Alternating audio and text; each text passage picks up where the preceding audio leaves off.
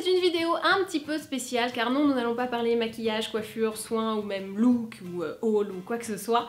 Je vais vous parler de la relation avec mon blog slash ma chaîne YouTube, les marques, la publicité, l'argent, bref, un reportage typique pour Capital, mais qui se trouve sur ma chaîne de blog.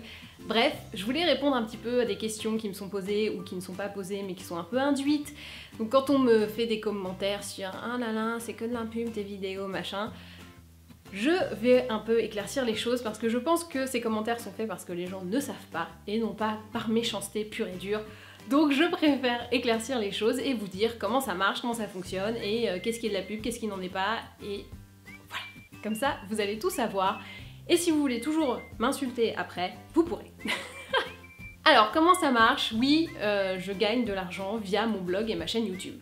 Oui, évidemment, mais ce n'est pas ma source de revenus principale puisque dans la vie, je suis journaliste pour GQ, Glamour, et que au moins jusqu'au mois de juin, je suis chroniqueuse dans une émission télé qui s'appelle Le Grand 8 sur Daily. Donc, ce n'est pas mon activité principale et j'y tiens fort parce que au moins je ne suis pas obligée de vivre via mes revenus de blog et je peux donc accepter ou refuser des choses sans me dire eh ben merde, je vais pas pouvoir payer mon loyer ce mois-ci. Voilà, le loyer est payé. Si on me propose une OP, c'est parce que j'aime bien, point. Et aussi parce que c'est cool d'être payé pour faire un truc qu'on aime bien. L'un dans l'autre. Donc comment ça marche? D'où je peux tirer des revenus? La première source de revenus, c'est via la pub classique. Donc là, vous voyez sur cette vidéo, il y a une pub qui s'est mise ici, et vous en avez une là aussi. Si vous regardez cette vidéo sur mon blog, il y en a peut-être une là, et éventuellement une là. Voilà. Donc ça, c'est des choses qui sont sur YouTube, gérées par YouTube, et moi j'ai absolument pas la main là-dessus. Donc s'il y a une pub pour des tampons ou de la rillette, je n'y suis absolument pour rien. C'est généré par rapport à ce que vous avez vu avant, c'est par rapport à votre historique. Ou alors sur mon blog, c'est ma régie pub Icône qui gère ça. Donc ils me disent voilà, on a une campagne, je sais pas, je dis n'importe quoi, Nouvelle Frontière. Est-ce que tu veux bien que la pub s'affiche? Oui, non, hop, tac. Donc toutes les pubs sont sur YouTube, pas choisies, pas gérées par moi. Sur mon blog, ça l'est déjà plus, même si de temps en temps, il y a de la pub un peu plus aléatoire que je ne gère pas. Mais bon, il n'y a pas de pub pour des sites porno ou machin. Ça reste toujours assez chic. Et là, vous allez me dire, oui, mais c'est lucratif. Alors pour être très honnête, la pub sur YouTube me rapporte par mois environ 100 balles. Voilà, donc ça ne me permet pas de payer le loyer. C'est en fonction de vos vues sur YouTube. Vous voyez que moi je suis à peu près vers 10 000, 20 000, enfin 20 000 c'est mon grand max quoi. Donc c'est rapport à ce chiffre, évidemment, ceux qui ont beaucoup plus de vues gagnent beaucoup plus d'argent par ce biais-là, mais c'est pas non plus des 1000 et des 100, ça ne me permet pas de vivre du tout. Donc ça c'est la première source de revenus, qui est un peu la classique, etc., qui gêne pas trop, j'ai l'impression. Là où vous avez plus de questions, c'est sur tout ce qui est opération spéciale. Alors, comment ça se passe? Soit une marque vient te voir, toi directement, et te dit « Bon voilà, je sors ce produit, et j'aimerais que t'en parles, je te donne de l'argent, voilà. » Et là, pareil, il y a plusieurs options. Soit la marque te dit « Tu fais ce que tu veux, juste je vérifie que tu dises pas de conneries, voilà, qu'il n'y a pas d'arsenic dedans, ou de... voilà, juste vérifier que ce qui est dit est correct. » Donc ça, c'est les partenariats les plus cool, parce qu'on fait ce qu'on veut. Juste, la marque se dit, voilà, je m'assure qu'elle en parlera en lui donnant un petit chèque. Ensuite, il y a la marque un peu plus relou qui dit, alors là, il va falloir que tu dises que ça coûte tant, enfin, qui vous met quelques mots-clés à citer. Si vous voulez pas les citer, ces mots-clés, vous n'êtes pas obligé, tout se négocie. Généralement, c'est quand ils ont un concours qui est lié, donc il faut dire, allez vous inscrire sur la page Facebook, comme ça. Bon, voilà, c'est une opération marketing. C'est normal qu'ils nous demandent 2-3 petites choses en retour quand même, s'il faut dire que le fard s'utilise sec ou mouillé et que pour eux c'est important qu'on le dise. Moi ça me tue pas de vous dire j'utilise ce fard sec ou mouillé. Donc voilà, il y a quelques mots-clés qui sont mis. Ensuite il y a l'OP, que là moi j'aime pas trop. C'est quand on vous demande de parler du produit, mais qu'on s'occupe de toute la production et que tu n'auras rien à faire. Donc voilà, moi ce que j'aime bien, c'est quand on me dit tu fais ce que tu veux, qu'on reste chez moi, dans mon environnement, que je tourne mes vidéos de la même manière. Mais il y a des marques qui souhaitent que ce soit réalisé en studio, etc. Et là, je comprends, ça perd un petit peu de sa saveur, et c'est vrai que c'est moins cool, moins blog, c'est un peu trop pub. C'est ce qu'il s'est passé sur Mixa, que vous avez vu, qui, même la marque l'a admis après, c'est vrai que c'est une erreur. Voilà, donc c'est quelque chose qui, je pense, ne se reproduira plus, puisque ça fait pas blog, quoi, c'est une pub en fait. Donc si c'était passé à la télé comme ça, personne n'aurait rien dit, ça aurait été tout à fait normal.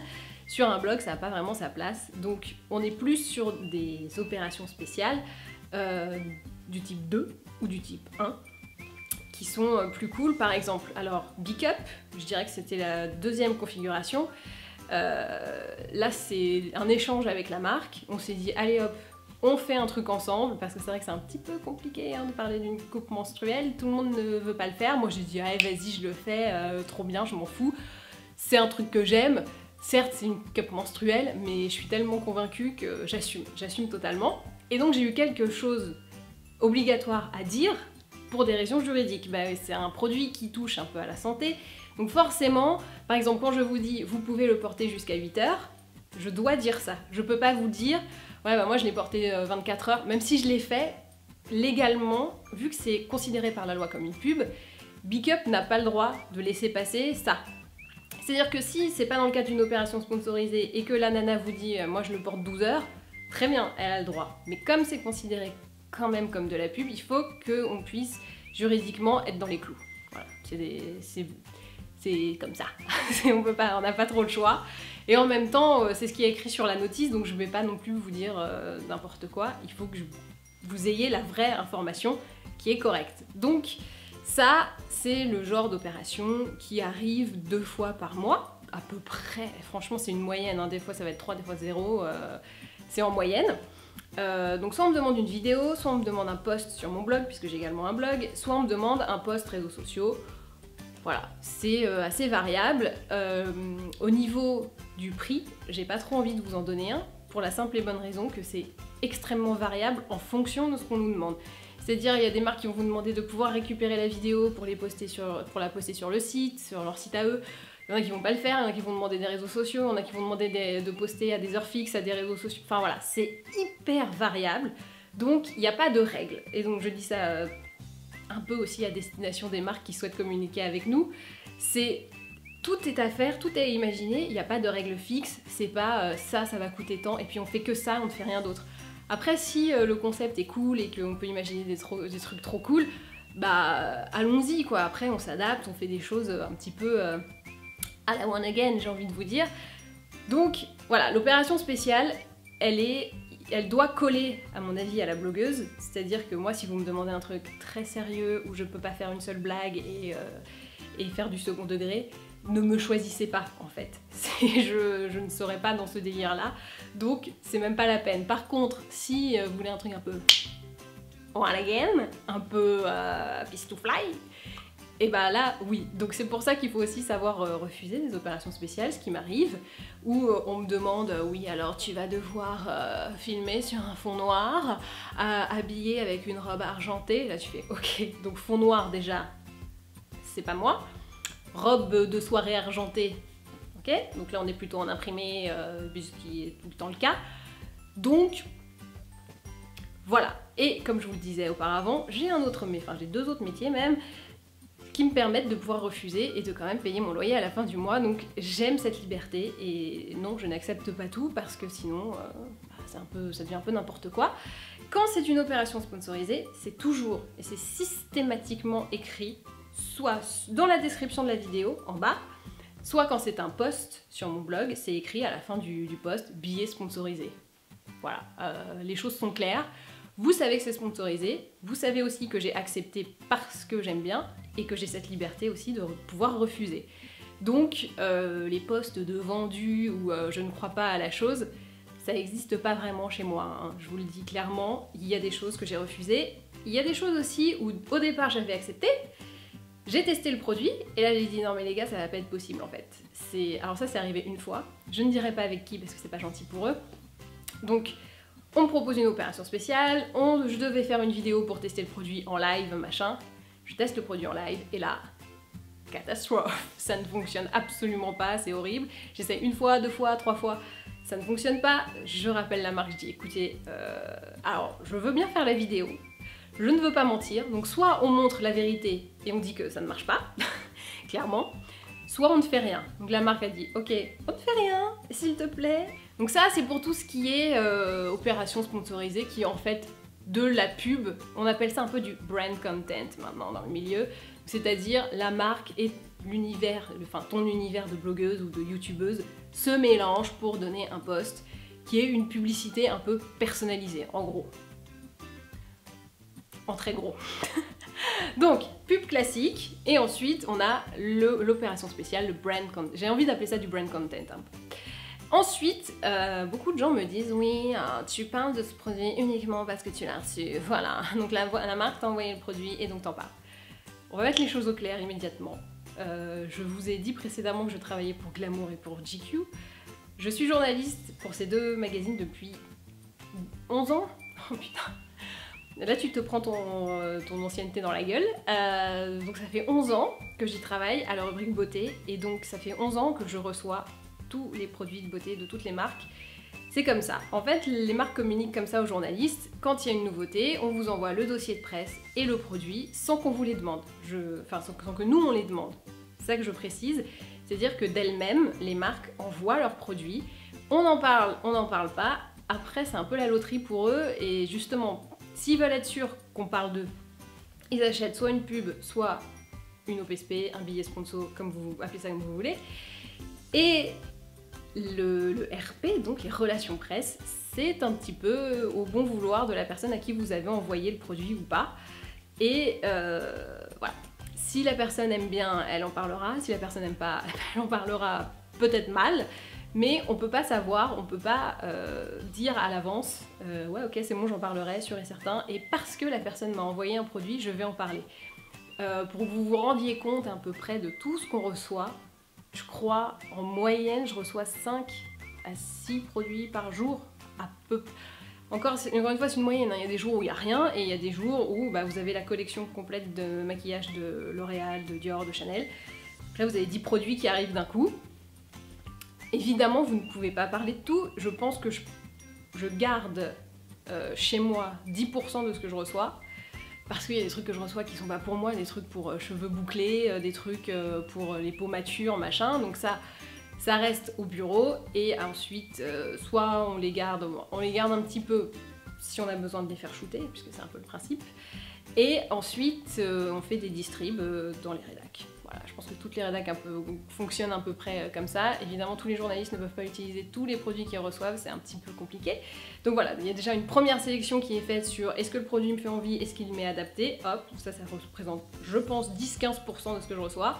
Et sur ces 10-15%, je pense que je parle même pas encore de tout, je dois parler de la moitié. Ouais, moins de la moitié.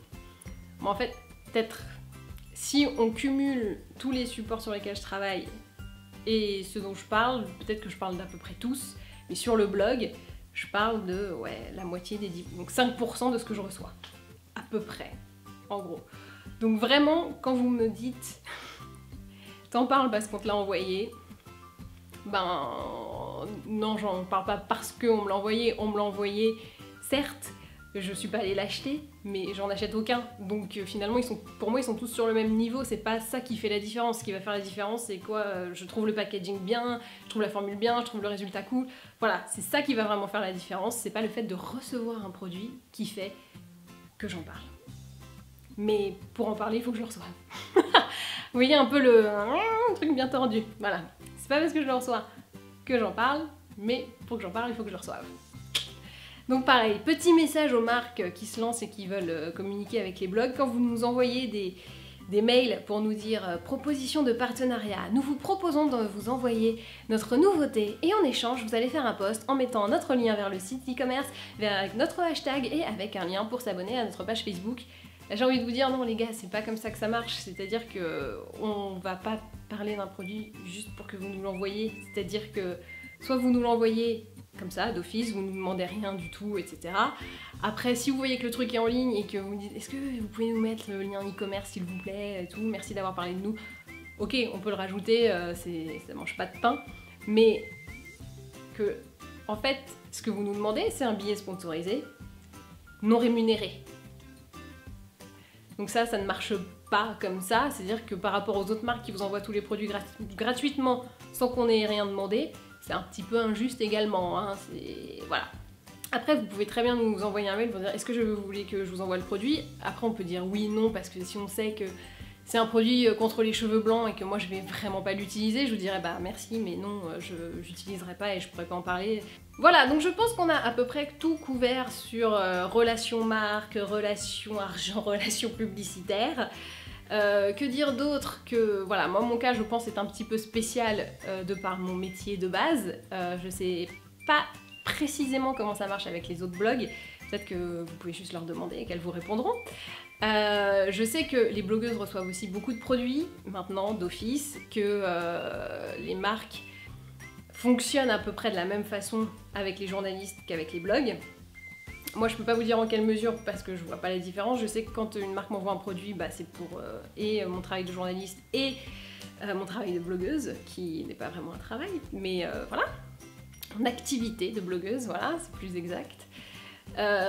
Si j'ai oublié des choses, n'hésitez pas à me poser les questions en bas, voilà.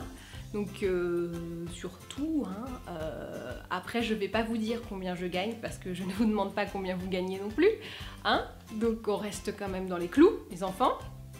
Ah, et dernière chose, le fait de prendre un billet sponsorisé, une OPSP, une vidéo sponsorisée, n'achète pas la blogueuse indéfiniment. C'est-à-dire que moi je considère que même si une marque a pris des publicités ou autres chez moi, ça veut pas dire que je ne me donne pas le droit de critiquer d'autres produits de la même marque après. C'est déjà arrivé, je crois que c'était avec Dove. J'avais fait un billet sponsor Dove sur un truc, et après, genre 6 mois après, j'ai testé un autre truc que j'ai pas du tout aimé, et bah je l'ai dit, voilà, j'ai dit la vérité, et c'est pas parce que elle a pris une publicité chez moi et donc elle m'a apporté de l'argent que je vais devenir complètement malhonnête et dire que tout ce qu'elle fait est absolument génial, et non, non, non. Moi j'estime aussi que notre rôle en tant que blogueuse, c'est de dire, enfin blogueuse, youtubeuse, on s'en fout, c'est de dire la vérité, non seulement pour les gens qui nous regardent, qui nous lisent et qui nous font confiance, mine de rien, et c'est aussi un retour consommateur pour la marque. C'est-à-dire que si je trouve que y a pas assez de produits, il n'y a pas assez de contenance, que c'est trop gras, que c'est trop riche, que ça pique, que machin, et ben en fait ça sert aussi d'un test. Et la marque peut se dire ah oui ok, donc là en fait elle a trouvé que ça, c'est pas con, peut-être que je vais faire évoluer ma formule. Voilà, moi je trouve que en fait ça sert à tout le monde de tester les produits et de dire la vérité, et de pas juste s'extasier sur tout et n'importe quoi. Il faut quand même garder un minimum d'objectivité, ce que j'essaye de faire au maximum.